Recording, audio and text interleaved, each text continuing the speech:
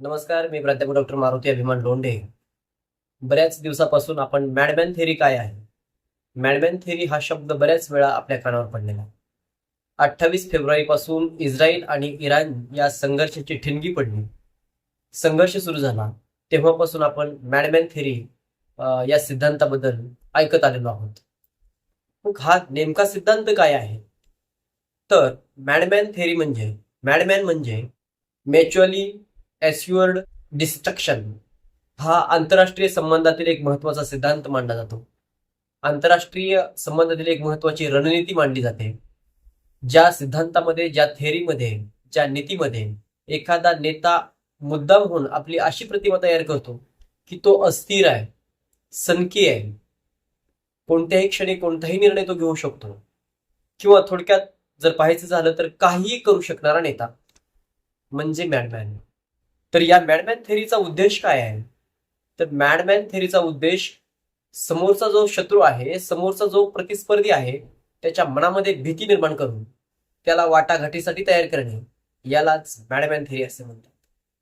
समोरचा नेता वेडा आहे, सनकी आहे, तो कोणत्याही क्षणी कसलाही निर्णय घेऊन, तो कोणत्याही क्षणी अण्वस्त्राचा वापर देखील करू शकतो किंवा टोकाची कारवाई करू शकतो.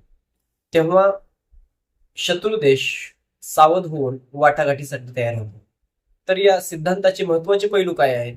तर अनिश्चितता आहे. हा जो नेता आहे, जो मॅडमॅन थेरीचा वापर करतो, तो नेता कोणत्याही क्षणी युद्धाला सुरुवात करेल, युद्धाची घोषणा करेल, अटॅक करेल आणि कोणत्याही क्षणी शांततेचा प्रस्ताव त्या ठिकाणी समोर ठेवेल, ज्यामुळे शत्रू राष्ट्राला त्याच्या पुढच्या पावलाचा अंदाज बांधता येणार नाही. अशा स्वरूपाची थेरी, अशा स्वरूपाचा सिद्धांत म्हणजे मॅडमॅन थेरी. दुसरा पैलू या ठिकाणी आपल्याला पाहता येईल, टोकाची भूमिका. आपण कोणत्याही नियमाला पाळत नाहीये, आपण कोणत्याही नियमामध्ये बांधले गेलेलो नाही आहोत. कोणत्याही क्षणी आपण ही संस्कृती नष्ट करू शकतो असे या ठिकाणी भासवले जाते. आणि पुढचा पैलू जर आपण पाहिला तर विश्वासार्हता. शत्रूने या वेडेपणावर विश्वास ठेवणे अत्यंत गरजेचे आहे, तरच त्या ठिकाणी युद्ध थांबेल आणि शांतता निर्माण होईल. या मॅडमॅन सिद्धांताचा जर आपण इतिहास पाहिला तर 1969 मध्ये अमेरिकेचे माजी राष्ट्राध्यक्ष निक्सन यांनी देखील या मॅडमॅन थेरीचा वापर केलेला होता. त्यानंतर डोनाल्ड ट्रम्प यांनी 2026 मध्ये, म्हणजे आता जे युद्ध सुरू आहे त्यामध्ये देखील या मॅडमॅन थेरीचा वापर केल्याचे दिसून येते. त्यांनी अनेक वेळा इराणला नष्ट करण्याची धमकी दिलेली आहे आणि अचानकच शस्त्रसंधी सुद्धा घोषित केलेली आहे. तर या सिद्धांताचे फायदे आणि तोटे काय आहेत? फायदा जर आपण पाहिला, शत्रूला दबावाखाली आणून वाटाघाटीला त्या ठिकाणी तयार करता येते.